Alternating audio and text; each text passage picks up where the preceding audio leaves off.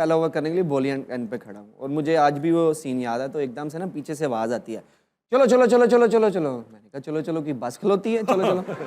तो मैंने ऐसे पीछे मुड़ के देखा, वो 7-8 ना ऐसे ही जैसे आपने सूट पहना हो ना, उनके ब्लैक थे। तो वो आए और मुझे आके, मुझे नहीं मतलब सारे कहते हैं चलो चलो निकलो निकलो यहाँ से। ऐसे निकले एम्पायर्स कह रहे हैं कि मैच हो, निकलो निकलो यहाँ से। विद इन 10 मिनट्स सबको निकाल दिया। उन्होंने हमारे बैग्स पैक करवाए और बोला कि निकलो। जब हम बाहर गए हैं तो हम बच्चे थे, हम डर गए कि सडनली क्या हो गया। हमने पूछा कि यार हो क्या रहा है। यहाँ पे किसी मिनिस्टर का हेलीकॉप्टर उतरना है तो इसलिए जो है ना आपको आपको निकाल दिया।